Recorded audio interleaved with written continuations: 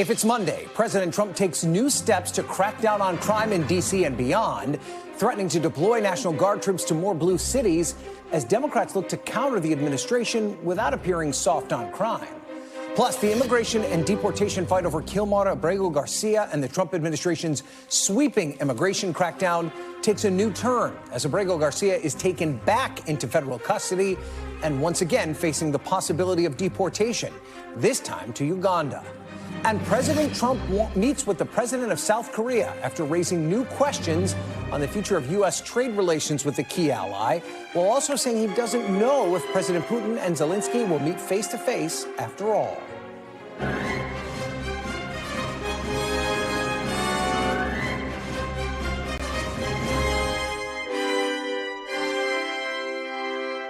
Hi there. Welcome to Meet the Press Now. I'm Ryan Nobles in Washington as President Trump vows to take his D.C. crime crackdown national, setting up a showdown with Democratic mayors and governors across the country. Today, 2 weeks after federalizing D.C.'s police force and deploying the National Guard to the nation's capital, the president signed several new executive orders aimed at exerting further federal control over D.C.'s justice system and directing the defense secretary to establish, quote, specialized units in the National Guard to be ready to be deployed to address crime in other cities like Chicago, which the president seemed focused on as his next target, slamming the state's Democratic Governor J.B. Pritzker and chastising him for not welcoming the idea of federal deployments in the city. I hate to barge in on a city and then be treated horribly by corrupt politicians and bad politicians like a guy like Pritzker. I don't like going to a town, a city, place, a state, and then be criticized by some corrupt or incompetent governor where crime is rampant. When I have some slob like Pritzker criticizing us before we even go there, I made the statement that next should be Chicago, because as you all know, Chicago is a killing field right now. And they don't acknowledge it. And they say, we don't need him, freedom, freedom. He's a dictator, he's a dictator. A lot of people are saying maybe we like a dictator. I don't like a dictator. I'm not a dictator. I'm a man with great common sense and I'm a smart person. And when I see what's happening to our cities, and then you send in troops, instead of being praised, they're saying you're trying to take over the republic. And the president also saying that he's not ruling out military deployments to Chicago. Are you prepared to order National Guard troops, though, into American cities if those governors don't request the federal deployment? I am, but I also think that, look, Chicago, everybody knows how bad it is. Everybody standing there knows. We know. You don't have to be doing any studies. They should be saying, please come in. We're expecting to hear from Governor Pritzker any moment on those threats. Speaking with NBC's Shaquille Brewster this weekend, Chicago Mayor Brandon Johnson saying the Guard isn't needed in his city. This is not the role of our military. The brave men and women who signed up to serve our country did not sign up to occupy American cities. It's the antithesis to our democracy. Not only is it the antithesis to our democracy, and it's not what individuals signed up to do, it's costly. It's illegal. It's unconstitutional. All of it comes as the president has sought to paint a picture of America's largest Democratic-run cities as crime-infested and attack Democrats as weak and dangerous. While many officials and residents will acknowledge that crime in major cities remains a big issue, authorities have reported significant drops in crime rates at both the national and local level, including in these cities that President Trump is targeting. In Washington, for instance, violent crime here has fallen 27% compared to this time last year, with homicides down 15%. In Chicago, crime is down 13% overall, with a 31% drop in murder.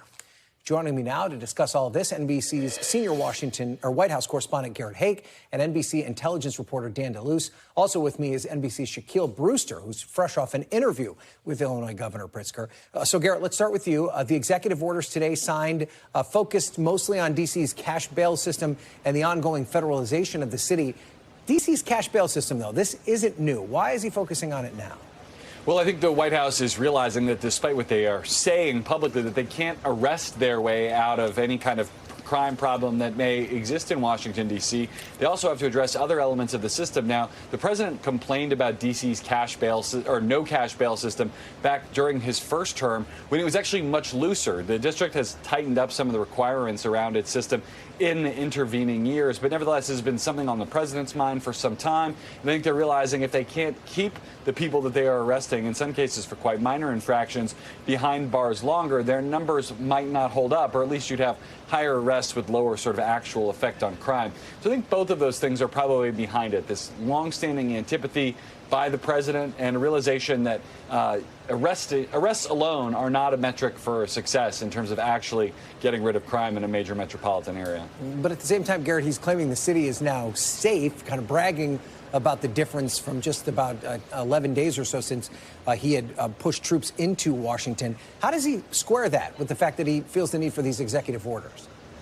Ryan, you and most of our colleagues have heard me say the phrase, don't try to make it make sense. Sometimes these policies can't be combined together in a way that totally build on themselves. But I think what you see here is, again, a president who's trying to approach this from a variety of different angles. They saw some of the criticism from the very beginning that this idea of just suppressing crime wouldn't really be defeating crime, that they had to make some of these more wholesale changes. There's also been conversations about, what kind of crimes in D.C. go through which parts of the court system here, which is unique in the country in the sense that all of it is federal, but some of it is sort of local federal and some of it is capital F federal. I mean, I know this is all kind of wonky stuff, but the D.C. system is so unique, and I think now that they've become involved in it, they have to become very involved in it to get the results they want to see across the board.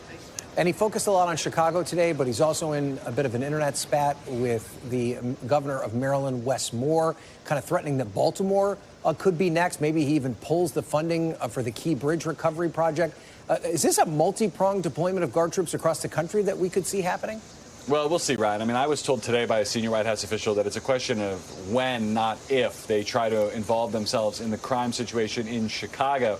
That seems to be a higher priority than what's going on in Baltimore. The president's answer when he was asked about those comments about Wes Moore and the bridge collapse today went on an incredibly long tangent about police officers stopping people from crossing the bridge and people who were eating their lunch on the bridge when it collapsed. I mean, he did not seem fully prepared to wade into the idea of engaging in Baltimore, in neighboring Maryland, in as significant of a way. But I think it is telling that both of the governors that we're dealing with here are people who are, I think, widely considered to be exploring presidential bids in 2028, and the president running interference to a certain degree for whoever the Republican nominee ends up being next cycle by trying to take some of the shine off both of those figures. Okay. All right. Thank you, Garrett. Let's talk now about the practical impact of all of this. Dan DeLuce will bring you in.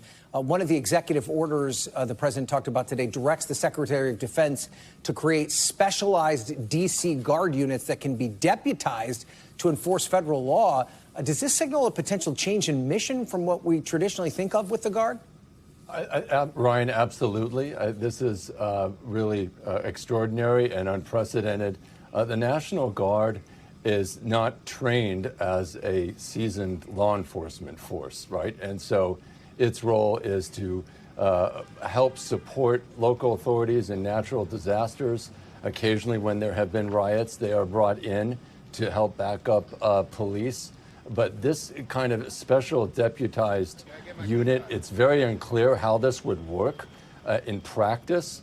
It would raise all sorts of legal issues, I think, and legal challenges most likely. And then it raises the question of whether they are even trained and have the skills to be able to do something like that. And maybe expand on that. The National Guard is trained for very specific missions. It's not, beat cop law enforcement. How significant would their training have to change if they were to take on a role like this?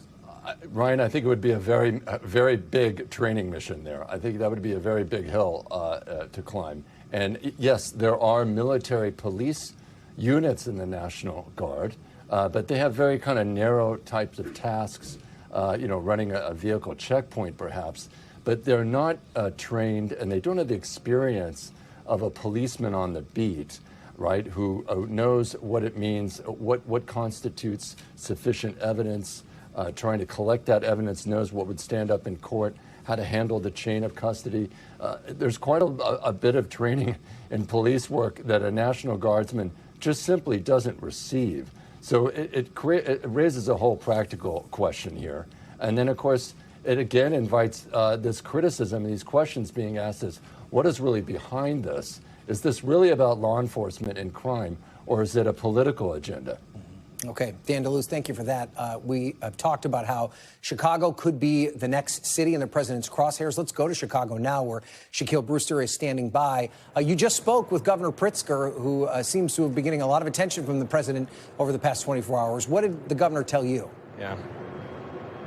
Well, his main message, both in my conversation and right behind me, is that there is no emergency here in Chicago that would warrant the use of the National Guard. And I think there's a second point to that, is that if there is that justification used, there will be legal pushback that he will file. And that's part of what's going on behind me. You see, the governor just took the stage behind me. He has community leaders behind him, also the Attorney General of Illinois, and then I also see the mayor of Chicago. It's a show of force, so to speak. But look at the backdrop to his remarks. It's downtown Chicago. The governor trying to make the picture and paint the picture that there is no act of rebellion here. There's no emergency here. In fact, to come to this press conference, he took a boat that passed right in front of Trump Tower along the river and then went on a walk through a Chicago neighborhood to get here. That is where I caught up with him and asked him, yes, we know that crime is dropping in the city of Chicago, but is there a possibility that there could be more improvement? I want you to listen to a little bit of our conversation. Could the National Guard in any way help continue that trend that we're seeing with crime numbers? Look, remember that National Guard are trained extraordinarily well, I might add, to go to war. And they're terrific. I mean, these are the men and women who live in our state, our National Guard are.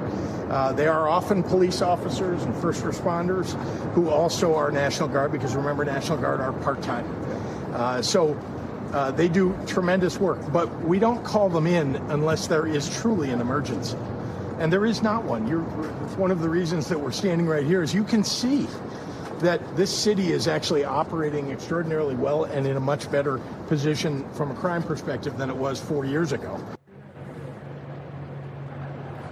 And a point that you hear from both the governor of Illinois and the mayor of Chicago is that there's a belief if the National Guard is brought in, if there's then that pushback, that firestorm on the ground, the protests that then usually come from a deployment like that, that could undermine the progress that you've been seeing in Chicago, which, yes, there are still significant issues. There is still crime here, but the trend line, especially compared to those pandemic highs, is going in the right direction, right? Yeah, and Shaq, it's one thing for a politician to tell us that everything is okay, but I'd be interested to hear from the people that actually live there. I mean, this is where you live. I mean, how are the Chicago residents reacting to the possibility that they could see National Guard troops on their streets? Yeah, look, there's a little bit of nuance here because you talk to people. You look at this past weekend, Ryan, for example. We know that there were more than 4 people killed in shootings, more than 27 people injured in shootings. No one's celebrating those numbers, even if they're lower than what they are in the past. People want to feel safe in their own communities. But what you continue to hear from residents is that this is a power play, they believe, from President Trump. This is him trying to exert his influence on a city that he has targeted before, going back to his first term when he threatened to send in the troops to Chicago. So you're hearing that pushback from members of the community, but I think if there's one warning, I talked to an activist group, one that led some of the bigger scale protests here in Chicago over the course of the summer. There's some hesitation before they go out with these massive protests now because they don't want to provide essentially a reason for President Trump then to come in and federalize the National Guard. They're watching, they're waiting. They disagree with possible deployment, but that doesn't mean they're satisfied and think everything's perfect right now, right? I think, yeah, nuance, the key word in all of this. Shaq, thank you so much for that great reporting on the ground. Let's talk about this now with our panel. Tia Mitchell is the Washington bureau chief for the Atlanta Journal-Constitution. Michael LaRosa, former special assistant to former President Joe Biden and spokesman for former First Lady Jill Biden. And Mark Short, the former White House Director of Legislative Affairs in the first Trump administration. He's also a Meet the Press contributor. Got so much to unpack there. Tia, let's talk about this crime issue, right? This is something that Republicans have often used as a way to demonstrate differences between Republicans and Democrats. Is the president's goal here maybe to get caught trying, like kind of throw everything at the wall? Maybe some of it gets tossed out in court, but try and demonstrate that Republicans are the ones that are going to keep you safe? I don't know, because I don't know what real effort he's putting into meeting crime where it exists in cities like Washington, in cities like Chicago. We've seen a lot of the effort here in D.C., for example, not in the highest crime areas. And quite frankly, the approach isn't necessarily the best practices or what the people who live in these neighborhoods have asked for when it comes to how to address the root causes of crime. They don't necessarily just want police marching through their streets with guns. They do want jobs and programs to get particularly young black men off the streets in cities like D.C. and Chicago. So I think a lot of it is for show, and a lot of it, quite frankly, is a distraction. We know there are other things that are on the table that, quite frankly, are what Donald Trump says was his mandate when he was elected last year, when he took office in January. Those are not the things he's talking about right now, and I think that's really the disconnect. But, Michael, it could be dangerous for Democrats, though, right? I mean, whenever you talk about law enforcement and crime and punishment, that's an area where Democrats sometimes are uncomfortable talking. Yeah, absolutely. This is not a hill I would want Democrats to be dying on. Joe Biden wrote probably the toughest crime bill. Back in 1994, he was reelected 3 times. Bill Clinton didn't lose an election ever by being tough on crime, and he certainly was. But we talked about how we need to meet voters where they are. The president probably feels very emboldened since I think every county in the country went a little redder. As a Democrat, I feel like this is what the people who voted for him voted for. He talked all the time about the cities and the crime waves, and even if you live in D.C., there's a difference between feeling informed and being informed when it comes to crime, because nobody feels safe here, even Democrats and members of the press or anybody else who's down here. So, Mark, at what point, though, does it become overkill for Republicans? The idea of walking down the National Mall and seeing a National Guardsman with a long gun does begin to get this feeling of a creeping militarized state. At what point are you winning the argument on being tough on crime, but then going a step too far and making people feel uncomfortable that the government is encroaching too much? Well, I think that the scourge of violent crime in our inner cities is a big liability for Democrats. I think the president's going to keep trying to highlight that and show the contrast. I think having the federalization of the D.C. police here in D.C. and National Guard, I think it's been a smart move. And I think you've seen a dramatic drop in crime in the last 2 weeks and no homicides. And so even though you cite numbers that say violent crime is down 20-some%, the reality is if D.C. were state, it would still have the highest homicide rate in the country. And at least here in D.C., we know some of the officials, some senior officials in the D.C. police departments have been fudging the numbers a bit, and they're under investigation. And we don't know how many leaders have been changing the stats. Let me answer your question, Ryan, because I do think where it goes too far is I think there's an exception for D.C. It's the nation's capital, and constitutionally there is a role for federal government oversight of D.C. Right. I but think if when you go to other cities, there are mayors, there are governors, and there's ability for them to call the National Guard or ask the federal government for help. And I think from a federalist perspective, that's a different step than what you're doing here in Washington, D.C. I also think it's important for us to be honest about where crime in D.C. exists. We're in D.C. right this minute. We're sitting in D.C. We're surrounded by the tourist areas. Did you all feel unsafe when you walked into this building today? Did you see anything when you walked into this building today? And so my question is, or my concern is, we don't talk about crime in a nuanced way. We don't talk about the fact that there are pockets of this city that are higher in crime, but it's not the whole city. And also, just because crime exists doesn't mean the city is a war zone. But if we talk about it in absolutes, then that erases the real conversations that could be happening about why crime exists where it does in cities like Washington. But crime is down across the board the last couple of weeks in all parts of D.C. And it has been a very unpredictable pattern. It's not in the pockets of the city where there has traditionally been crime. Yes, there's been hijackings in Georgetown. There has been people shot in their cars and murdered in downtown at the convention center for simply double parking and picking up their spouse. Right. I mean, it's been terrible. So I think that I don't think that anyone would ignore the idea or downplay the idea that there's a crime problem, but is the solution National Guard troops patrolling the streets? Maybe in an 11-day window, Mark, you're going to make it a little bit better, but you cannot have National Guard troops patrolling up and down Washington, D.C. for how long? How long can you do that? I mean, the Constitution says 30 days, but that's fair. I mean, to Tia's point, how do you address the root causes? And is either party been willing to stand up and address those root causes? Well, let's hope. Hopefully, the mayors and the cities will start working with the president on the root causes instead of fighting the president at every turn. It might be better for the cities, for their constituents, to be working with the federal government on how they can address the root causes. All right, Mark, I want to play a little bit about what Vice President J.D. Vance told Kristen about this issue this weekend. Take a listen. At least 6 Republican states are sending in their own National Guard troops as reinforcement. But many of these states have cities that actually have crime rates that are worse than Washington, D.C. So why aren't these states sending National Guard troops into their own states to deal with the crime issue? Well, look, and is that a possibility? Well, look, if the local governors want to make that determination, we'll leave it up to the local governors. But what we have control over is the nation's capital. I think this kind of leads to the point that you were making, right, Mark? Like, Washington, D.C. is one thing, but he seems to talk about these Democratic-led cities. So the Republican governors get to choose, but the Democratic governors don't? Exactly right. I mean, that's my perspective. I think that D.C. is exceptions, our nation's capital. And again, constitutionally, there is a federal government oversight of the city. I think some of those data points, when you say like Jackson, Mississippi, it's a much smaller scale than what's happening in Chicago. But they're per capita numbers. When you say the per capita numbers, the relative homicide rate is still very different. Having said that, I still think from a federalist perspective, it is up to the governor of the state to call the National Guard and not for the federal government to deploy it. I just want to point out, you talk about where should mayors cooperate.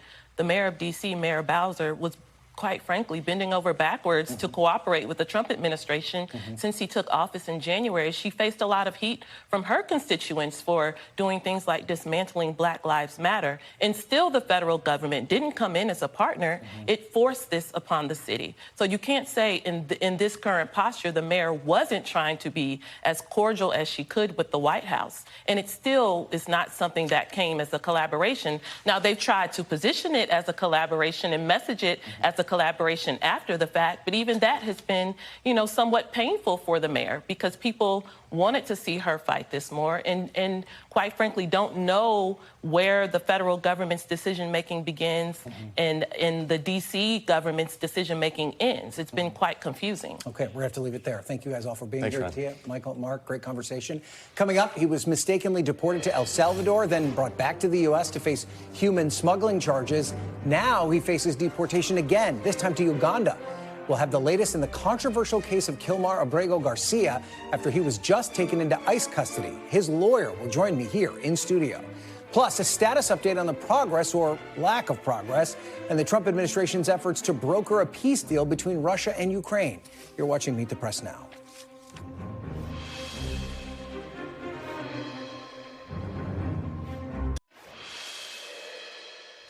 Welcome back. Turning now to the latest in the ongoing saga of Kilmar Abrego Garcia, the man mistakenly deported to El Salvador more than 5 months ago.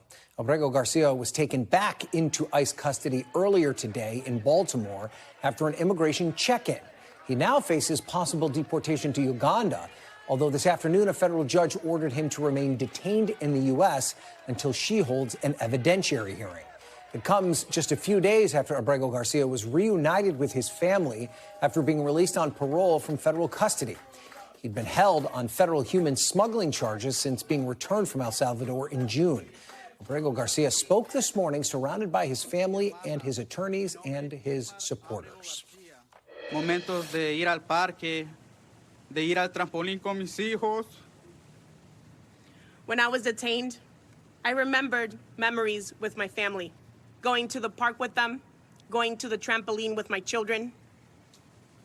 Esos momentos me darán fuerzas y esperanza para seguir luchando.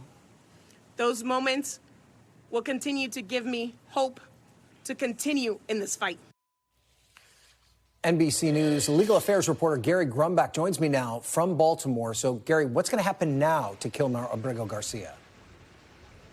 So Kilmar Abrego Garcia was taken into ICE custody in this building behind me just after 8 a.m. and he's already at this moment more than 200 miles away in an ICE detention center in central Virginia. And that's where he's going to stay for the next 2 days after a federal judge this afternoon decided that he is going to be there and not be deported to Uganda until after she can hold an evidentiary hearing, because she's very concerned about several things, including the country of Uganda and what arrangements may or may not exist in Uganda if he were to be sent there, including would he be in custody in Uganda? Would he be given refugee status in Uganda? Would he be able to even speak the language of anybody or even be able to communicate with officials or folks in the country, the Eastern African country of Uganda? All open questions there, especially because of the country that was on the table into the potential plea deal from this weekend, which was Costa Rica, a country that was offering him refugee status and offering him the ability to walk free once he was in their country. Ryan. And you mentioned the judge will now have this evidentiary hearing. How big of a win was that for his legal team?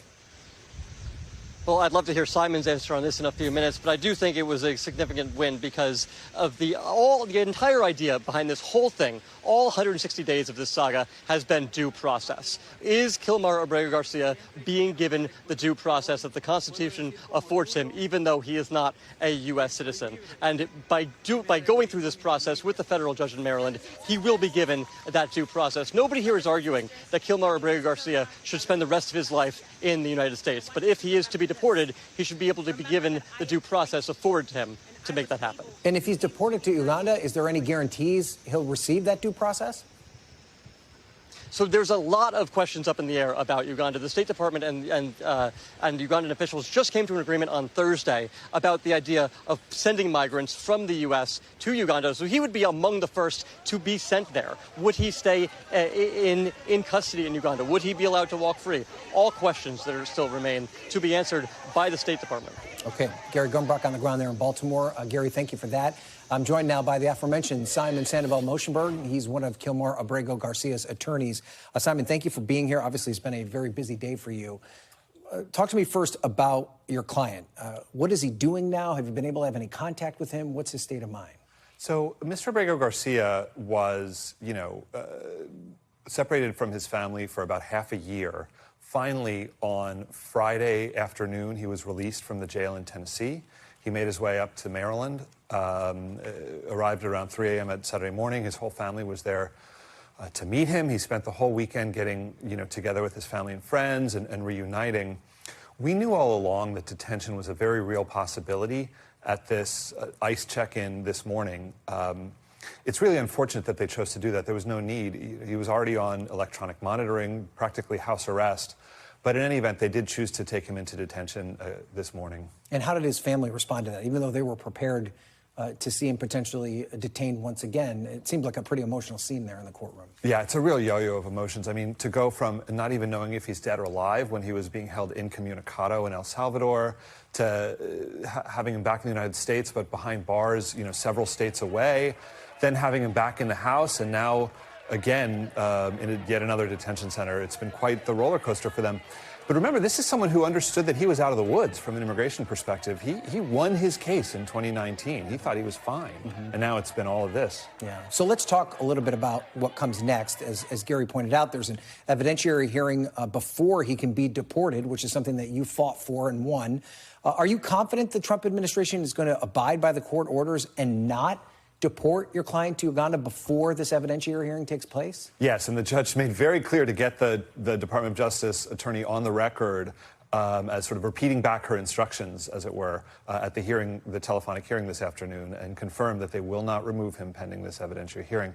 It's really crazy that I have to file a federal lawsuit to sort of, establish the position that someone can't be put on a plane and deported while they're waiting for the hearing to determine whether or not they can be deported, right? Like, that ought to be obvious, but here we are. I mean, is that happening even more than we realize to potential clients who don't have the same high profile or notoriety that Abrego Garcia has? It really is. I mean, I must have gotten, since the Abrego Garcia case blew up, I must have gotten about 15 emails from different immigration lawyers saying, yeah, my client was also erroneously deported, even though he had a stay of removal. What do I do? And this whole business with third country removals is really brand new. It's just something that started. We thought that Abrego Garcia was, sort of a one-of-a-kind case, but it turned out really to just be the tip of the spear. And so you filed a lawsuit today, which you hope will prevent him from being deported. What's the status of that lawsuit, and what are the next steps? So he's got the right to essentially, fight out a case as to any particular country that they want to designate that he deems would be inappropriate, that his safety would be at risk in that country, or more critically, that hasn't given him assurances that they're not going to just turn around and redeport him to El Salvador, right? So Uganda, even if they were to name Spain as the country, unless they've got guarantees that he can stay in that country, all it is really just a way station on the way right back to El Salvador, where it's already been established that he can't go. Yeah. And that's what we have from Costa Rica right now. Assurances of refugee status, assurances that they will not redeport him. So is it your expectation here that it's not a matter of if he'll be deported, but when he is deported and where he's deported to? Yeah, look, I mean, if the government really wanted to remove him from this country as quickly as possible, we could work that out tomorrow. Right? I mean, Costa Rica is a perfectly reasonable option. And how long do you think it's going to take for this whole process to play itself out? I don't know. And part of the issue is, why do they have the right to detain him, keep him behind bars, to send him to Uganda, which is basically, it seems like, chosen at random by throwing darts at a map on the wall, when there's a perfectly reasonable country that's already offered him refugee status. So the Attorney General, Pam Bondi, talked about your client today earlier in the Oval Office. I want to play a little bit of that for you. We've got him under control. He will no longer terrorize our country. He's currently charged with human smuggling, including children. The guy needs to be in prison. He doesn't need to be on the streets like all these liberals want him to be. So what's your reaction and the characterization that she has of your client? I mean, 5 courts have looked at this case, from the original immigration judge in 2019 all the way up through the U.S. Supreme Court. Now the 2 judges in Tennessee, the magistrate judge and the district judge, and not one of them has agreed with that characterization once they actually have evidence filed in court. But do you feel like you need to or will fight these accusations against him here in the United States, or are you more focused on the deportation end of this? Yeah, I'm really focused on making sure that they don't have, excessively prolonged detention in terrible conditions in an ICE detention center for no reason, when there's a reasonable possibility that's already on the table. Okay. All right, Simon, thank you so much. We appreciate you being here, and please keep us up to date with the latest on your client. Good to be back. All right, thank you. And up next, President Trump hosts the president of South Korea at the White House after Trump questions whether the U.S. could do business with a key trade partner. You're watching Meet the Press now.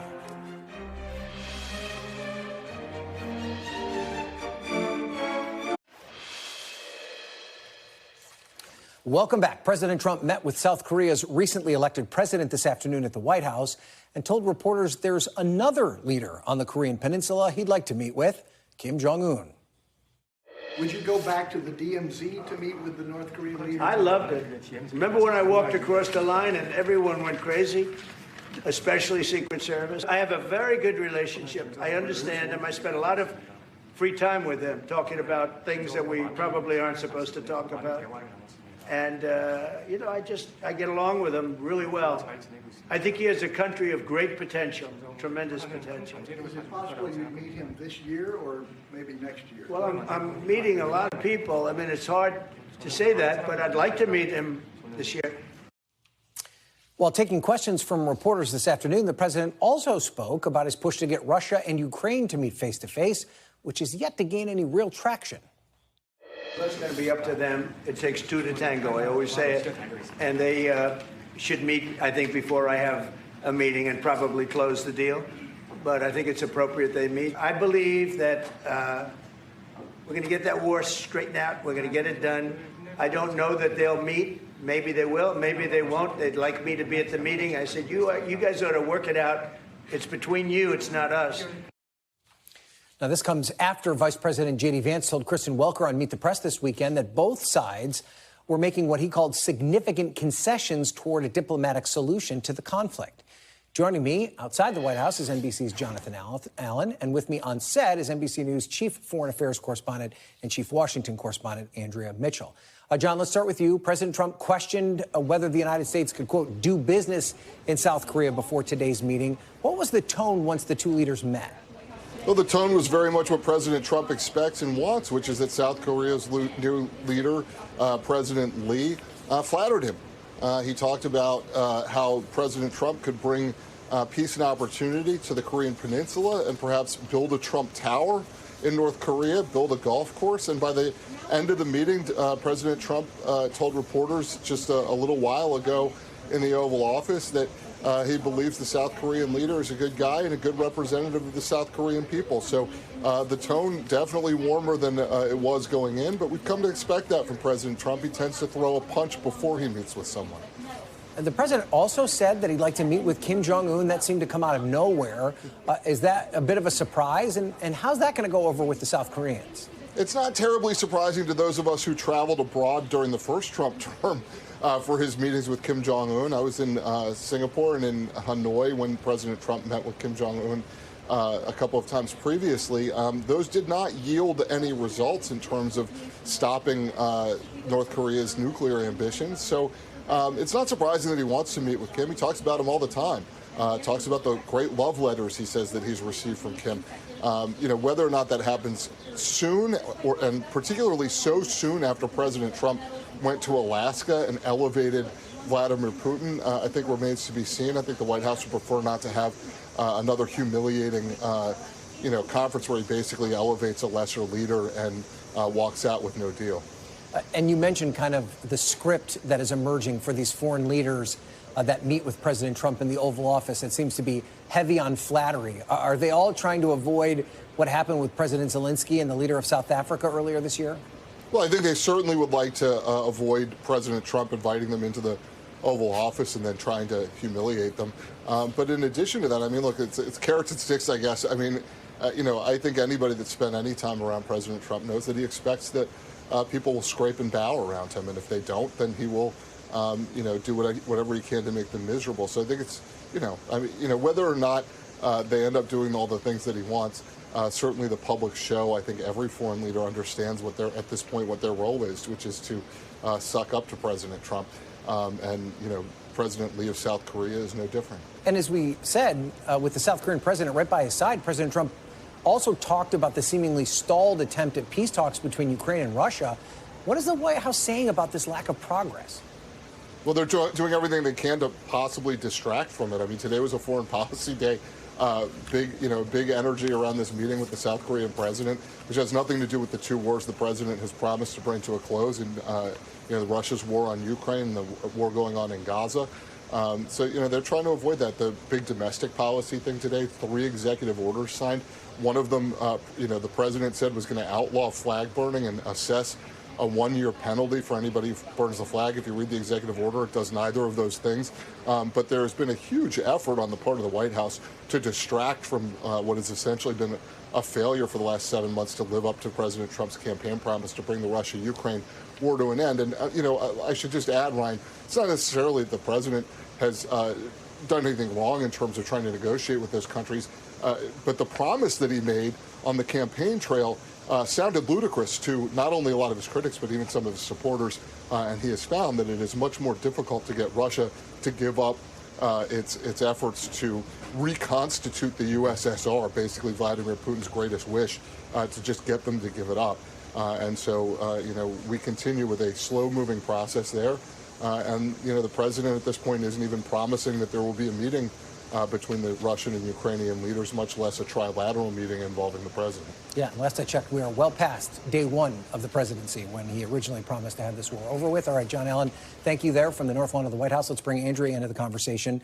So what did you make of what the president said today in the Oval Office? He said he's talked to Putin since their last meeting, but he didn't really seem to indicate there's any progress on an actual meeting between Putin and Zelensky. Far from it.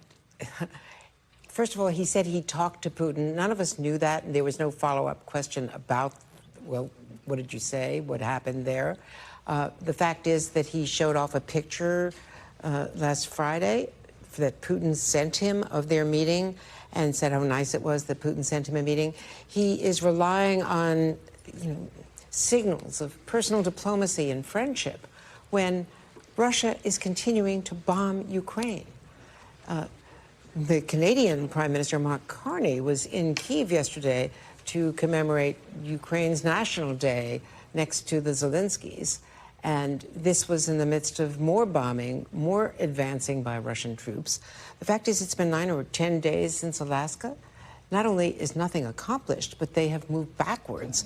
And no one in the Oval Office today asked about Lavrov, definitively saying to Kristen Welker on Meet the Press that there would be no meeting. The president's response to that was, well, they don't like each other. Putin doesn't like Zelensky. Well, that's not an answer as to why there hasn't been a meeting when that was a promise to him. Aren't you humiliated that there has been no follow-up on this?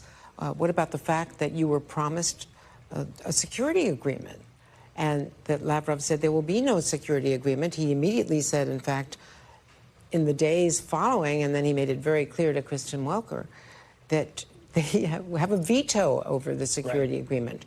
The Canadians are leading this coalition of the willing of 30 nations trying to work out the details, supposedly, with Marco Rubio, who was sitting right there on the couch. Why not ask him, Mr. Secretary, Mr. National Security Advisor, what about this security agreement?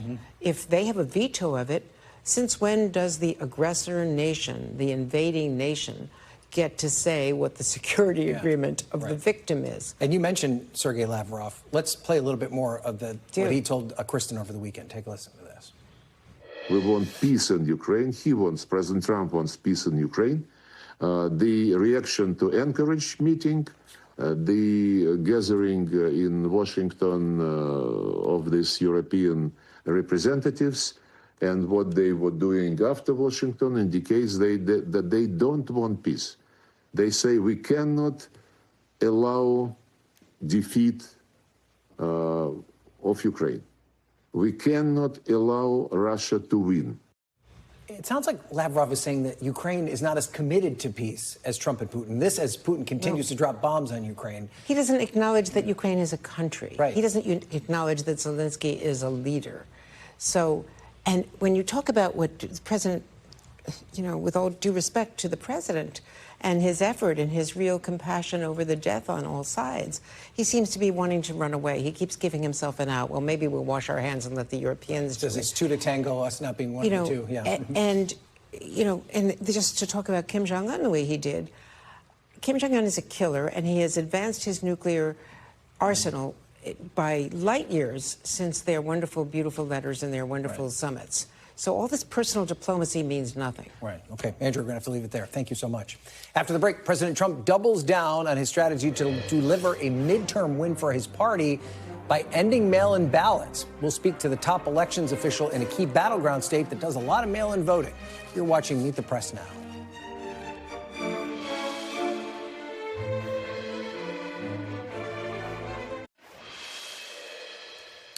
Welcome back. As both parties ready their messages for the 2026 midterms, President Trump appears to be taking aim at the ballot box itself.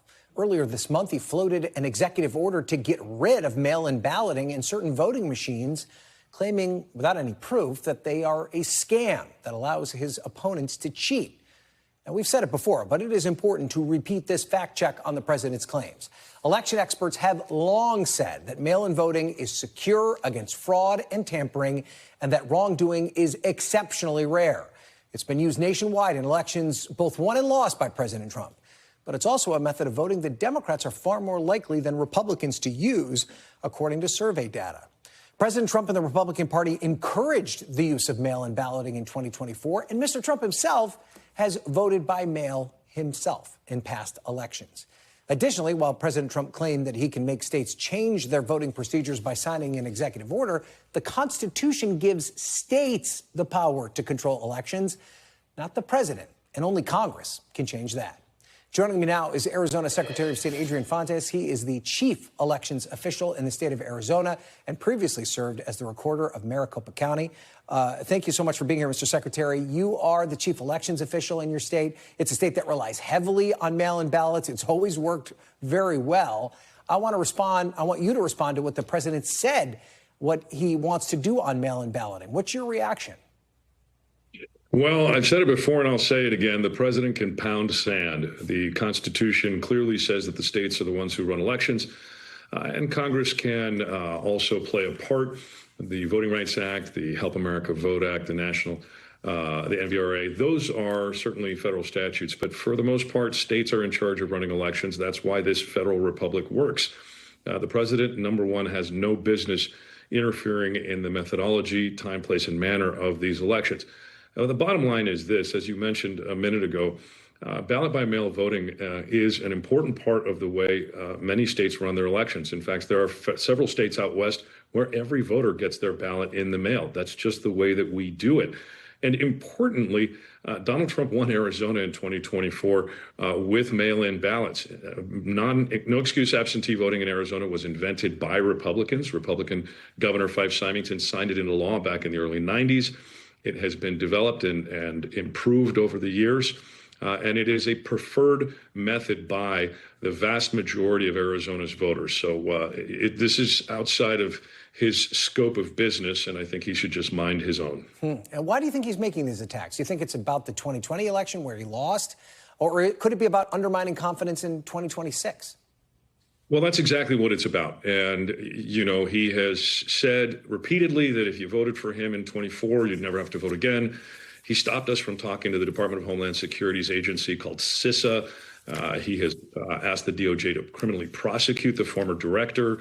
He has threatened to prosecute state elections officials. He issued an executive order earlier this year pretending to take over other parts of the elections process. This continued erosion of confidence in our elections with spurious and false claims by the president is setting up one thing and one thing only. That is the erosion of confidence in our elections so that he might be able to potentially declare an election and suspend 2026. But look, we ran elections during the Civil War.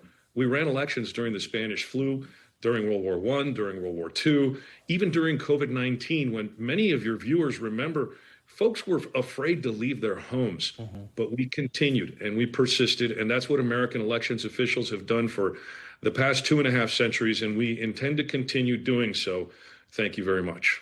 You mentioned what the Constitution says about states' rights when it comes to running elections. It's pretty explicit. The time, places, manner of holding elections for senators and representatives shall be prescribed in each state by the legislature thereof, but the Congress may at any time make a law to alter such regulations. If he puts out this executive order, my understanding of executive orders is that they do not go through Congress.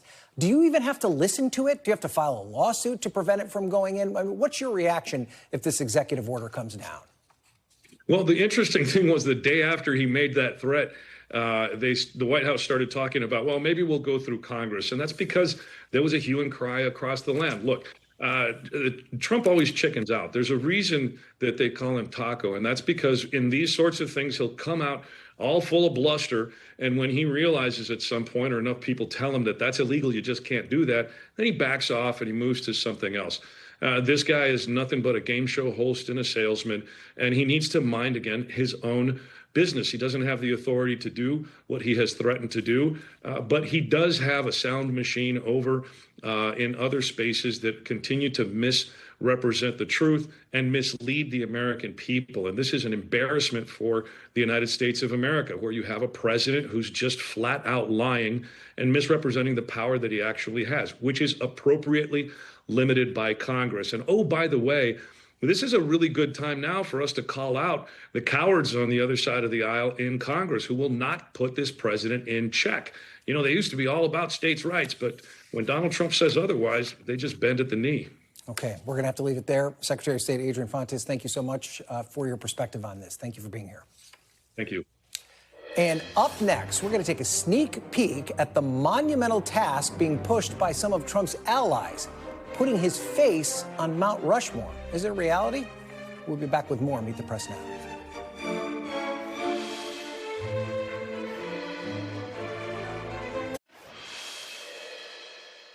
Before we go, I've got a sneak peek for you of a story that's coming up tonight on NBC Nightly News.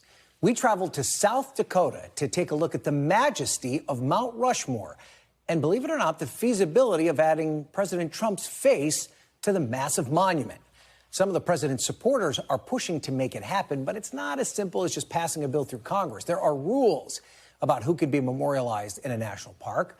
But the even bigger obstacle, experts say it's geologically nearly impossible. I spoke to Paul Nelson, who's an engineer who worked on the monument. He says any new carving could cause serious damage. Is it something that people that come here and see it in a moment's notice probably don't understand the depths of? Yeah, you know, it's a monument known worldwide. To make any changes, you know, it's an icon. It's a national and world icon, and I would just hate to see changes made. Yeah. But again, to me, it comes down to the geology, the engineering. Yeah. It just can't be done. Yeah. And you can see much more of our report from the great state of South Dakota tonight on NBC Nightly News on your local NBC station. And that's a wrap today on Meet the Press Now. We'll have more tomorrow at the same time, but there's more news ahead right now on NBC News Now. We thank you for watching, and remember, stay updated on breaking news and top stories on the NBC News app or watch live on our YouTube channel.